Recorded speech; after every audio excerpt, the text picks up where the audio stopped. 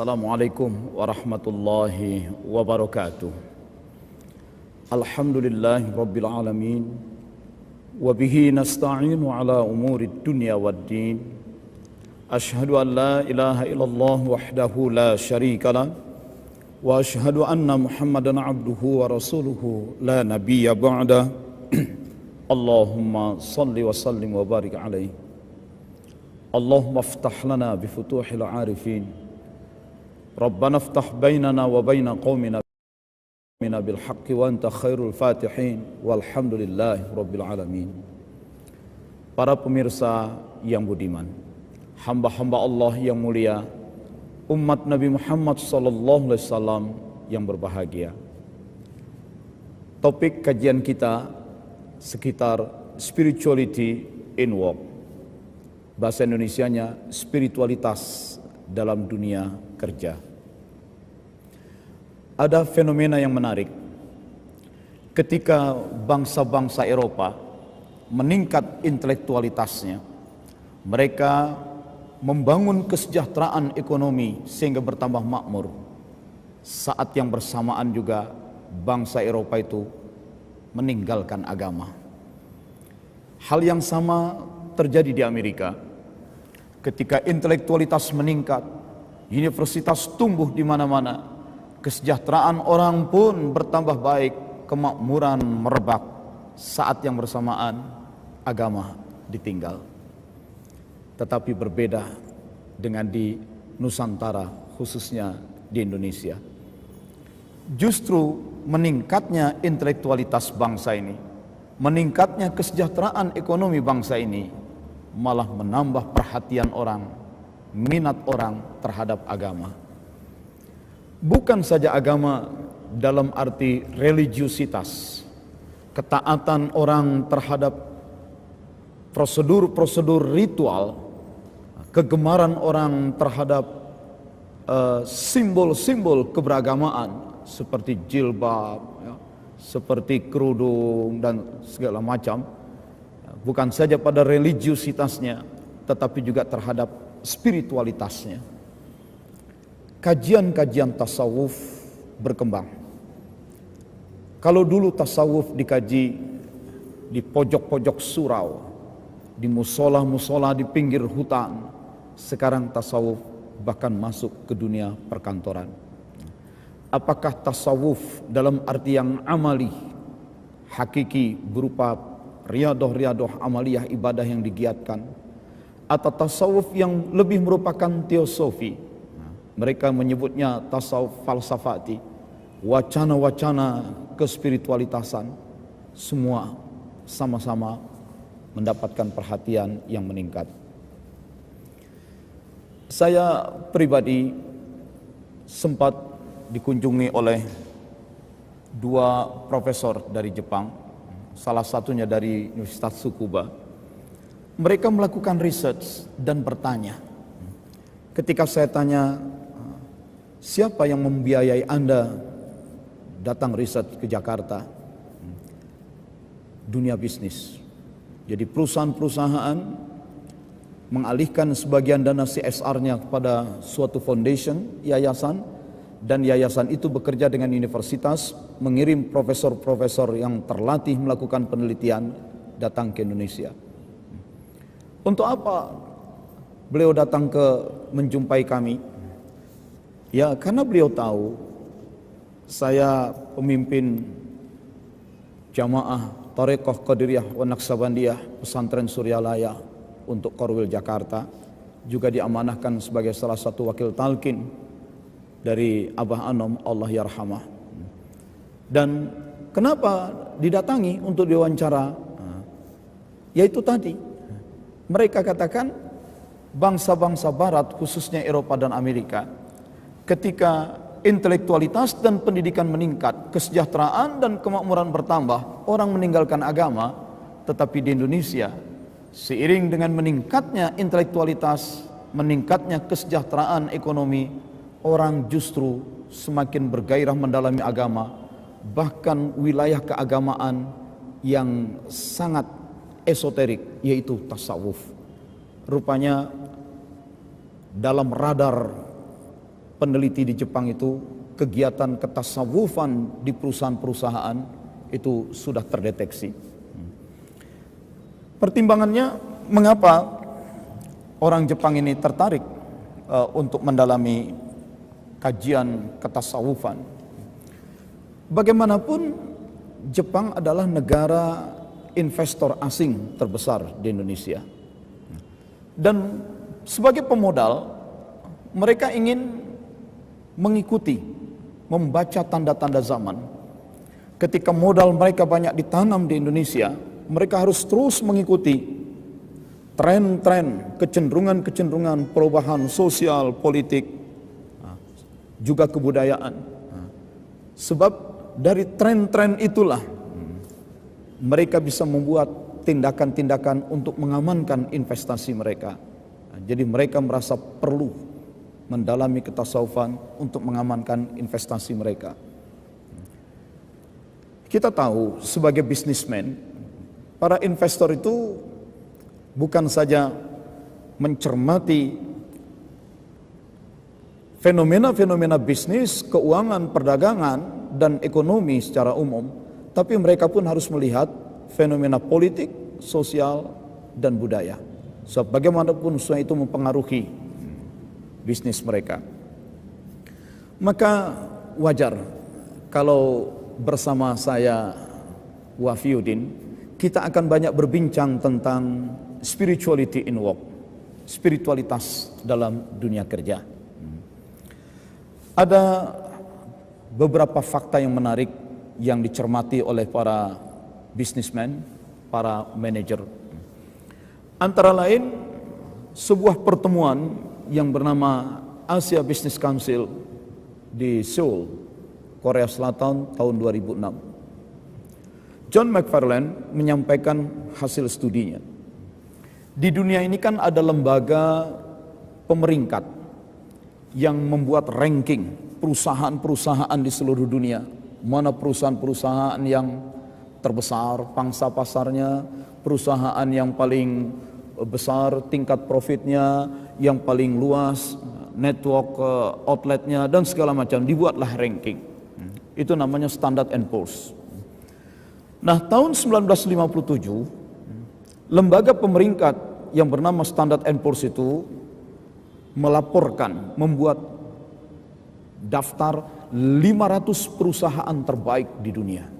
Itu tahun 57. Menariknya, 49 tahun kemudian, jadi hanya dalam barangkali 2 generasi kepemimpinan, tahun 2006, dari 500 perusahaan terbaik kelas dunia itu, dari 500 dalam waktu 49 tahun, hanya tersisa 74 perusahaan.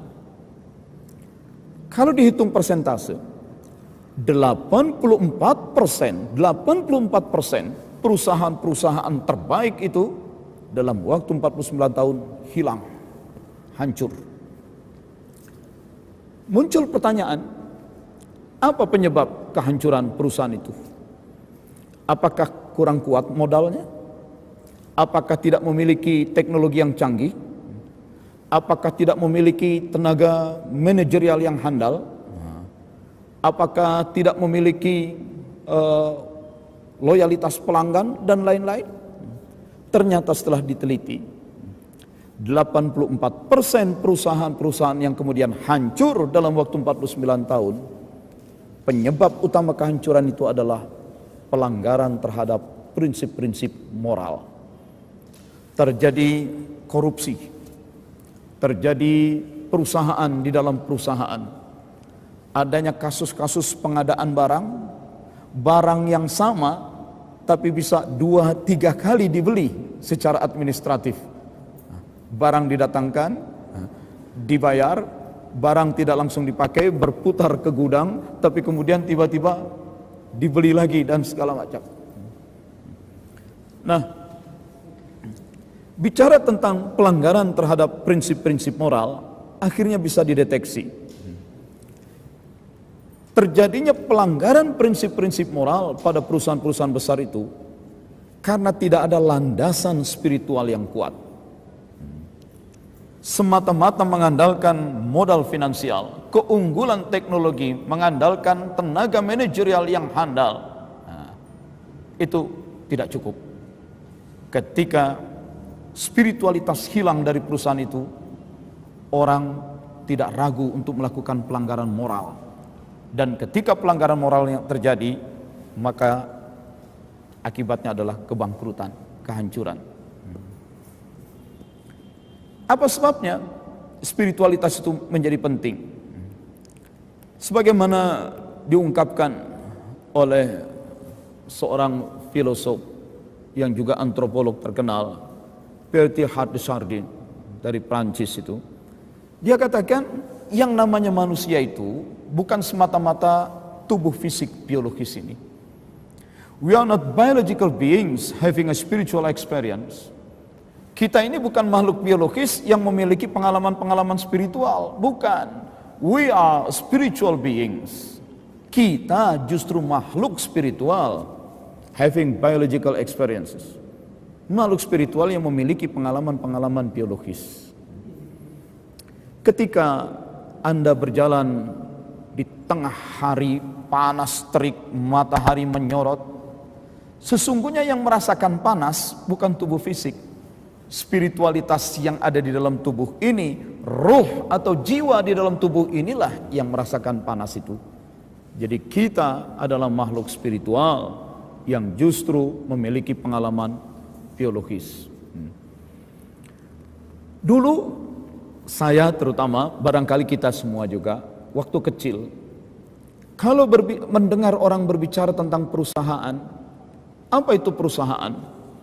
Yang tergambar oleh kita sebagai anak-anak, perusahaan itu ya gedung-gedung kantor. Perusahaan itu ya gedung-gedung pabrik dengan cerobong-cerobong asapnya. Jadi pemahaman kita terhadap perusahaan itu adalah bangunan fisik. Tapi setelah semakin besar, semakin dewasa, apa itu perusahaan? Perusahaan itu adalah merek, perusahaan itu adalah brand. Baliho-baliho, logo-logo perusahaan, iklan-iklan. Maka kita tidak tahu di mana lokasi pabrik, lokasi kantor, tetapi kita lebih mengenal perusahaan dari merek, dari brand. Semakin kita memiliki pemahaman yang mendalam tentang manajemen dan keuangan, apa itu perusahaan? Kita melihat dan menilai perusahaan dari laporan keuangannya, dari portofolionya, dari neracanya, dari laporan rugi labanya. Tetapi sekarang bergeser lagi. Apa itu perusahaan?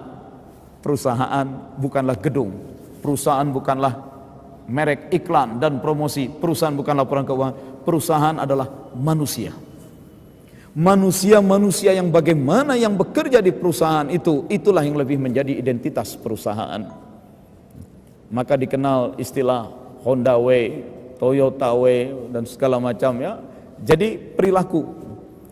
Perusahaan pada dasarnya adalah manusia. Dan manusia pada dasarnya adalah makhluk rohaniah, makhluk spiritual. Karena itu perusahaan dan dunia bisnis yang mengingkari keberadaan spiritualitas, kerohaniahan, perusahaan dan dunia bisnis yang tidak menaruh perhatian, tidak menaruh kepedulian, yang tidak memfasilitasi pengembangan rohaniah, pengembangan spiritualitas para karyawannya, perusahaan itu akan mengalami gangguan bahkan kehancuran. Itu sebabnya makin ke sini spiritualitas, kerohaniahan, bahasa lain ketasawufan semakin menarik perhatian dunia bisnis.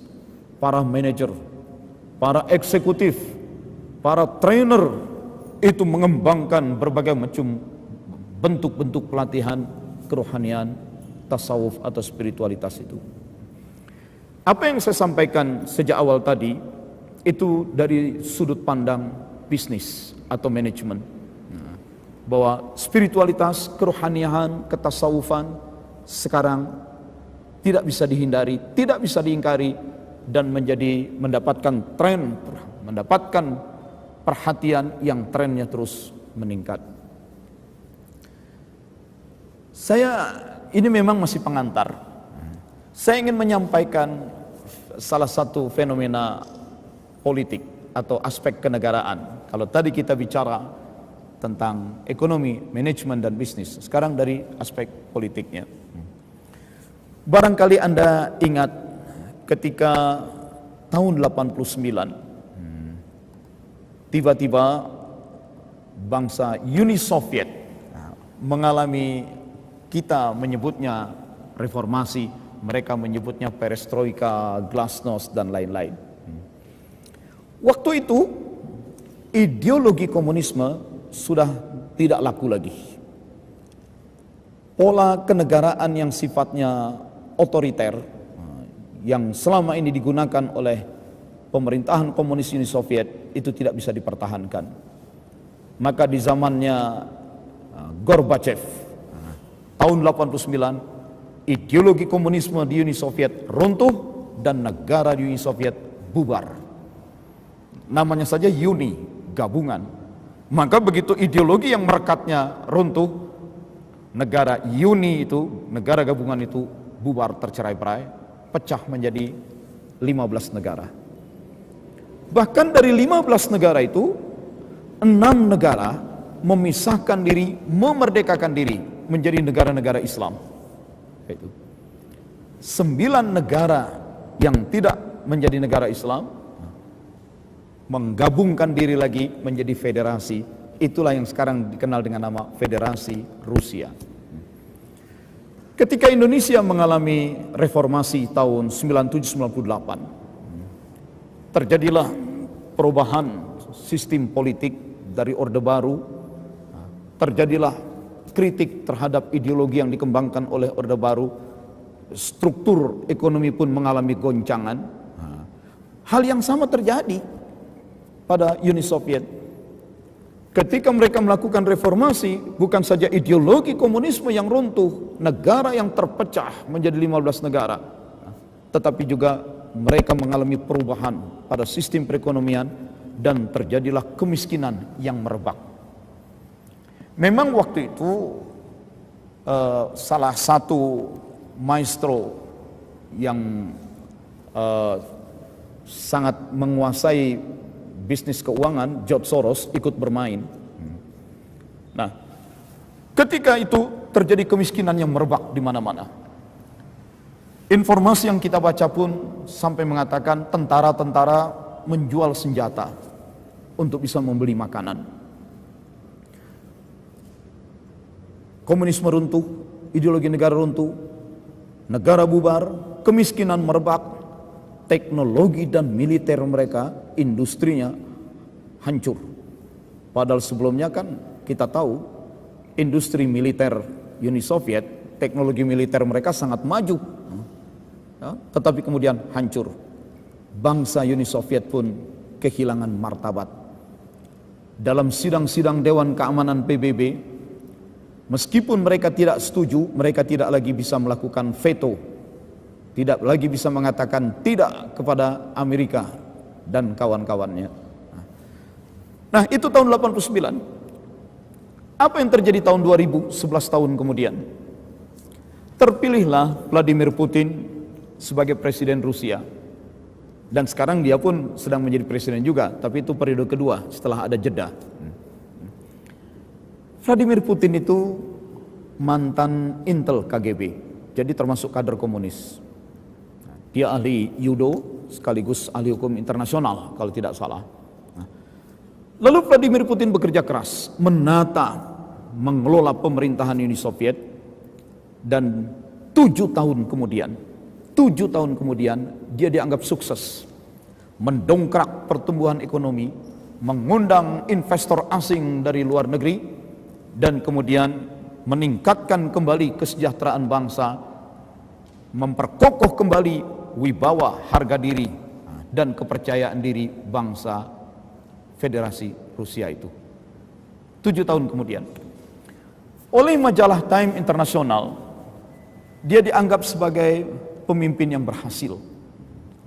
Karena itu Vladimir Putin terpilih, dipersiapkan untuk dinobatkan sebagai Person of the Year, manusia tahun ini, manusia yang paling menentukan kehidupan dunia tahun ini. Fotonya disiapkan di pampang di cover depan majalah Time.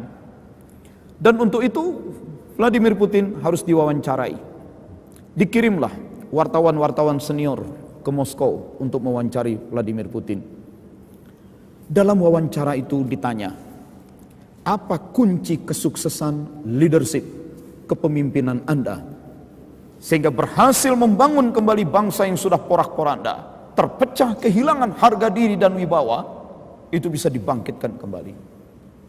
Teknik-teknik manajemen dan kepemimpinan apa yang Anda gunakan sehingga Anda bisa meningkatkan kembali kehidupan perdagangan, industri, keuangan, Anda sukses. Teknik kepemimpinan, approach-nya, metodenya, gayanya, semualah yang terkait dengan kepemimpinan ditanyakan, diwawancarai. Yang aneh, dalam setiap menjawab pertanyaan wartawan, Vladimir Putin itu selalu mengutip ayat-ayat Bible. Para wartawan kaget, bukankah dia mantan Intel KGB, kader komunis yang mestinya ateistik? Kenapa kemudian sekarang begitu religius menjawab pertanyaan wawancara dengan mengutip ayat-ayat Bible? Ditanyakan begitu, Putin katakan, karena memang saya mendapatkan inspirasi memimpin kembali kebangkitan bangsa ini dari Bible, dari kitab suci agama. Dan kita tahu memang di wilayah Uni Soviet itu ada dua kelompok penganut agama yang terbesar. Yang pertama adalah Kristen Ortodoks Timur, dan yang kedua, Anda tidak menduganya, Islam. Jadi di wilayah bekas Uni Soviet itu, penganut agama itu Kristen Ortodoks Timur, Ortodoks Rusia, dan Muslim. Nah, jadi dia katakan, di meja kerja saya selalu ada Bible, di mobil saya ada Bible, di kepala tempat tidur saya ada Bible, dan saya tidak akan tidur sebelum membaca Bible, karena banyak mendapat inspirasi kepemimpinan dari Bible. Dia menjadi sangat religius. Maka ditanyalah Putin itu dengan satu pertanyaan yang menarik. What role does faith play in your leadership? Sejauh mana iman, keyakinan ikut berperan dalam kepemimpinan Anda? Ditanya. Dan Putin menjawab. Yang jawaban wawancara ini ketika diterbitkan dalam majalah Time itu menyebar ke seluruh dunia, menyebabkan banyak agamawan geleng-geleng kepala. Kami sendiri dengan kawan-kawan para intelektual, para cendekiawan Muslim di Jakarta waktu itu mendiskusikan itu. Sejauh mana iman ikut berperan dalam kepemimpinan, memimpin bangsa yang porak-poranda ini menjadi sukses. Putin menjawab, first and foremost, we should be governed by common sense. Menghadapi bangsa yang hancur porak-poranda, kehilangan kepercayaan diri dan wibawa, yang paling pertama dan paling utama, kita harus tetap dikendalikan oleh common sense, akal sehat. Gunakan statistik yang valid, metode-metode ilmiah yang tepat. Jadi dalam keadaan kacau, jangan lari kepada dukun, jangan lari kepada para peramal. Kadang-kadang kita kan di negeri ini banyak pejabat yang menghadapi problem-problem kepemimpinannya di instansinya, di pemerintahannya, itu untuk menyelesaikannya larinya ke dukun. Meskipun kadang-kadang dukun itu diberi gelar kiai. Almarhum Zainuddin MZ itu kan dalam tayangan TV Ramadan kemarin ada muncul berulang-ulang. Kata almarhum Zainuddin MZ itu, apa katanya? Kadang-kadang kiai dan dukun memang mirip-mirip dikit katanya. Nah, ini kata Putin menghadapi situasi yang carut marut, jangan lari kepada peramal, kepada dukun. Tetapi tetaplah gunakan common sense, akal sehat, sains dan teknologi. Tetapi common sense should be based on moral principle first. Akal sehat, sains dan teknologi harus diberikan landasan-landasan moral. Sebab penggunaan sains dan teknologi tanpa landasan moral yang kuat itu sama juga pedang tajam di tangan orang yang tidak bermoral. Nah, yang menarik sambungannya. And it's not possible today to have morality separate from religious values. Dan adalah tidak mungkin di hari-hari ini kita bisa mengembangkan moralitas, sistem moral terpisah dari nilai-nilai agama. Suatu saat, karena diundang oleh Gubernur Riau memberikan ceramah malam harinya, esok paginya kami diundang makan pagi bersama di rumah dinas gubernur. Hadir juga seorang tokoh Majelis Ulama Indonesia di pusat, Tengku Zulkarnain. Dia bercerita, Ustadz Wafiyuddin, Pak Kiai Wafiyuddin sudah pernah pergi ke Moskow belum? Ibu kota Federasi Rusia. Saya bilang belum. Pergilah ke Moskow. Saya baru kembali dari sana. Ada fenomena yang menarik. Apa? Saya bilang, ternyata kegairahan beragama di negara yang bekas Uni Soviet itu muncul. Sangat menguat. Sangat menguat. Memang saya sudah baca, kesananya belum sempat. Saya sudah membaca memang bahwa setelah Vladimir Putin naik menjadi presiden, masjid-masjid, gereja-gereja yang dulunya di zaman Uni Soviet komunis ditutup, dijadikan museum, dijadikan perpustakaan, dijadikan kantor-kantor pemerintahan, justru oleh Vladimir Putin gereja dan masjid dibuka kembali. Orang digairahkan kembali untuk mengamalkan ajaran-ajaran agama. Saya masih ingat ketika tahun 98 menghadiri konferensi internasional tentang tasawuf di Washington DC. Saat itu dihadirkan pula bicara Presiden Ceknya. Ceknya itu salah satu provinsi dari negara Rusia. Nah, Dr. Aslan Maskhadov waktu itu bercerita, selama 70 tahun Uni Soviet dikuasai oleh komunis, agama dilarang dipraktekkan. Maka kami melihat dulu para kakek kami, para bapak kami melakukan sholat subuh di pagi hari yang masih gelap. Lalu orang tua kami berangkat kerja, yang ke ladang pertanian, yang ke kantor-kantor pemerintah, ke koperasi dan kemana-mana, dan sepanjang siang mereka tidak boleh mengamalkan ajaran agama termasuk melakukan sholat. Nanti kalau sudah malam, barulah para kakek dan bapak kami itu mengumpulkan keluarga untuk melakukan sholat zuhur, asar, maghrib, isya, dijamak jadi satu. Apa boleh buat? 70 tahun agama itu menjadi terlarang dipraktekkan di zaman Soviet komunis.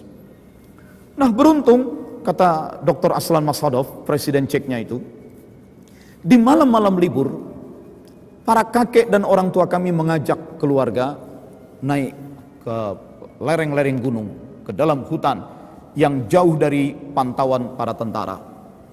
Kami bertenda, menginap, berkemah di tenda-tenda itu, dan sepanjang malam kami melakukan amaliyah-amaliyah tarekat Naqsabandiyah. Memang di negara bekas Uni Soviet itu banyak sekali pengamal-pengamal tarekat Naqsabandiyah. Jadi dengan melakukan zikir-zikir, maka zikir itu semakin meresap masuk ke dalam dada kami yang waktu itu para anak-anak kecil, para cucu-cucu kecil. Sehingga ketika kemudian komunisme hancur di Uni Soviet dan orang menjadi bebas kembali beragama, kami semua generasi yang sudah 70 tahun tidak kenal agama, tidak boleh mengamalkan agama, kami para cucu dan anak-anak bisa kembali bangkit melakukan praktek-praktek keagamaan, ibadah-ibadah keagamaan.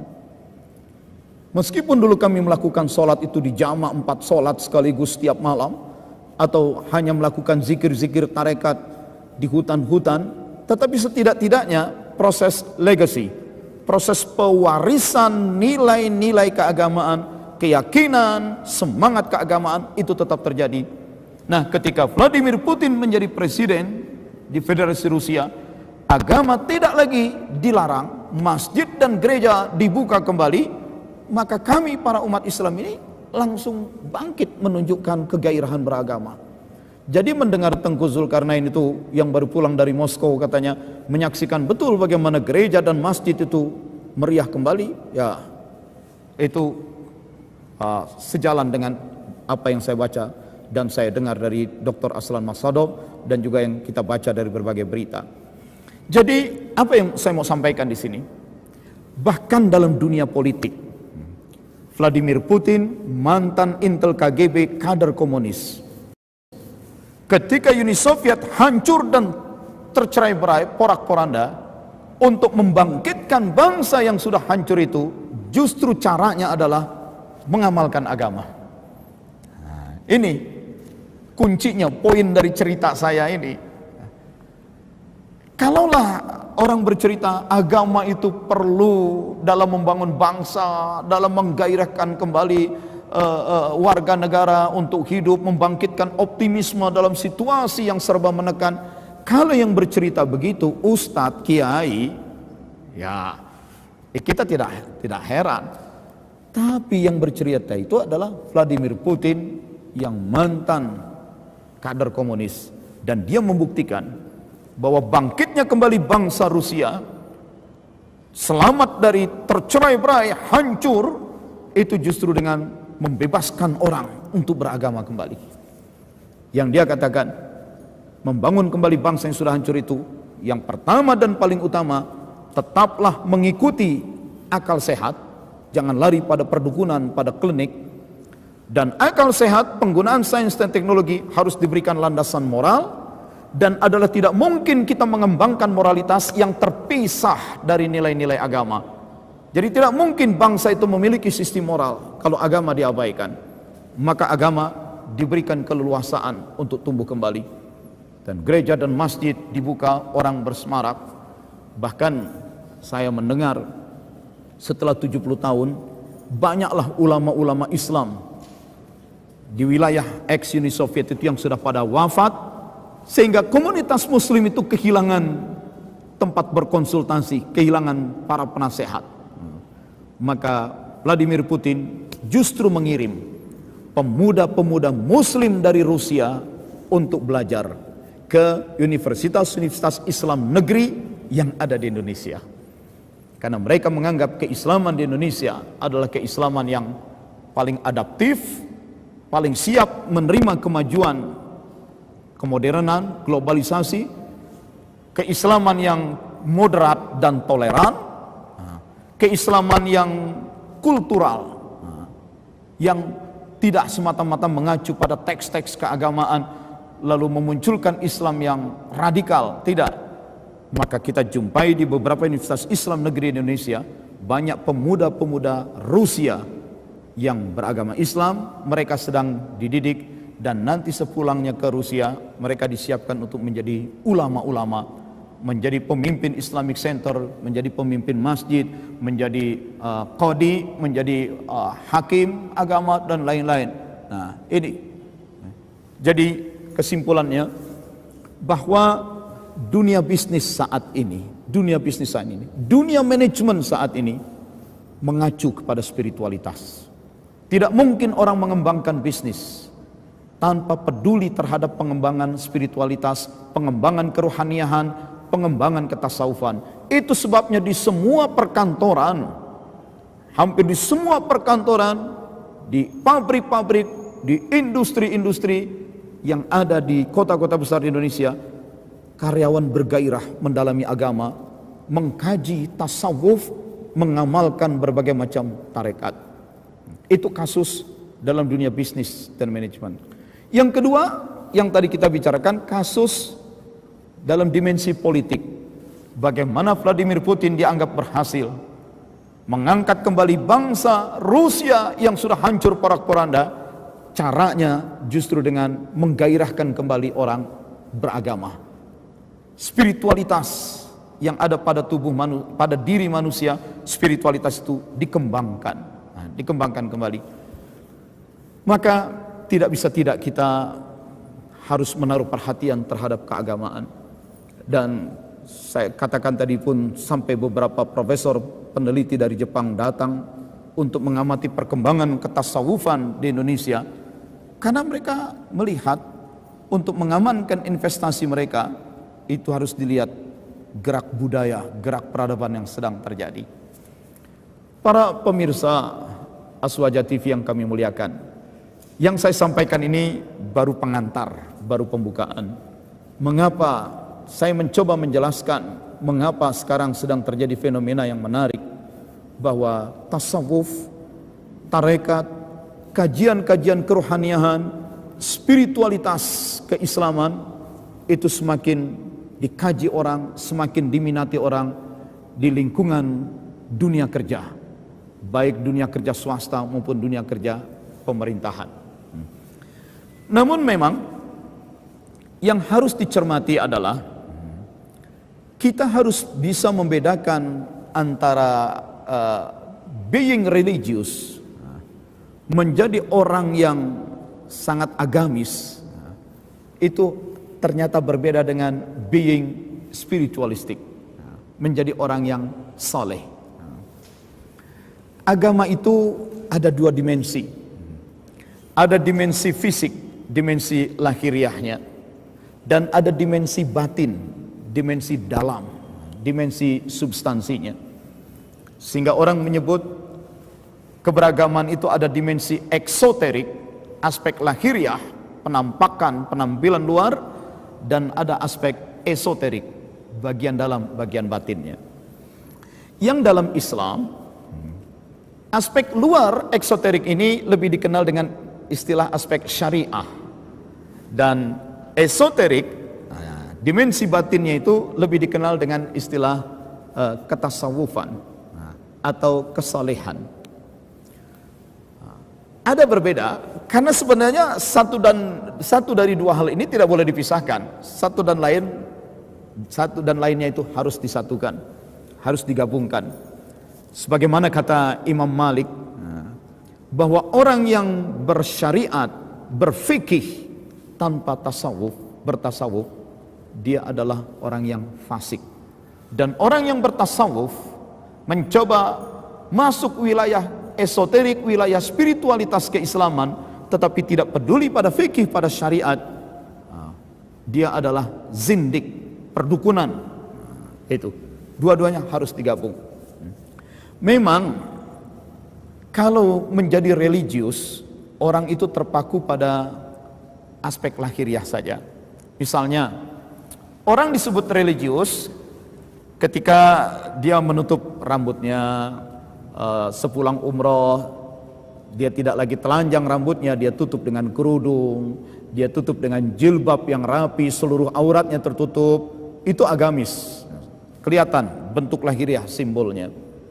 Tetapi apakah orang yang agamis, orang yang tunduk secara syar'i, secara hidup ketat secara syariat, apakah dia juga menjadi orang yang saleh, menjadi orang yang salehah? Belum tentu. Karena bisa jadi ada kaum perempuan, tanpa maksud saya melecehkan atau mendiskreditkan para perempuan, karena bisa jadi perempuan-perempuan itu berdandan menggunakan jilbab karena memang mengikuti tren fashion yang sedang berkembang. Jilbabnya pun macam-macam. Tetapi tetap saja dia tidak menaruh kepedulian terhadap hak-hak orang. Kan saya sering mengisi berbagai majelis taklim, dijemput oleh pihak panitia yang menyebut sopir. Salah satu keluhan para sopir, nah ini, ibu-ibu kami katanya, para majikan kami itu sering bikin pengajian di siang hari. Kadang-kadang mereka lupa pengajian di majelis taklim, pengajian di balai-balai pertemuan yang disewa, pengajian di restoran yang dilakukan siang hari, dilakukannya hari Jumat. Mereka mengaji jam 10, kemudian sekitar jam 12 mereka sholat zuhur berjamaah, lalu mereka makan siang, dan kemudian mereka pulang 12:30 mereka panggil sopir. Dan ketika kami para sopir datang terlambat, para ibu majikan itu marah-marah. Kenapa kamu terlambat? Dipanggil kok lambat menjawab. Nah, Bu, katanya, saya sedang di masjid sholat Jumat. Nah, jadi kadang-kadang ada kelompok-kelompok majelis taklim, kelompok pengajian ibu-ibu yang menunjukkan religiusitas, semangat keagamaan, keagamisan yang tinggi. Tetapi ibu-ibu itu justru menjadi penghambat sopirnya untuk menunaikan salat Jumat. Ini contoh, orang bisa menjadi religius, menjadi sangat agamis. Simbol-simbol keagamaan melekat pada dirinya, jilbabnya, tasbihnya, kemudian sajadah yang ditenteng-tenteng. Tetapi dia tidak peduli dengan kepentingan agama sopirnya. Atau wanita-wanita yang solehah, aktivis majelis taklim, bikin kelompok pengajian di mana-mana, tetapi sama mertua judes banget. Tiap kali mertua datang ke rumah, itu tangan suaminya dilirik terus, merogoh saku atau tidak, merogoh saku atau tidak. Inilah contoh orang bisa menjadi religius, agamis, tapi tidak spiritual. Dia bisa berfikih, tetapi tidak bertasawuf. Dia terpaku pada simbolik. Nah, juga kalau tadi perempuan, bagaimana dengan kaum laki-laki? Kita lihat juga misalnya merebaknya majelis taklim di kota-kota besar. Orang mengaji itu sampai meluap ke halaman masjid, sampai menutup jalan raya yang ada di depan masjid.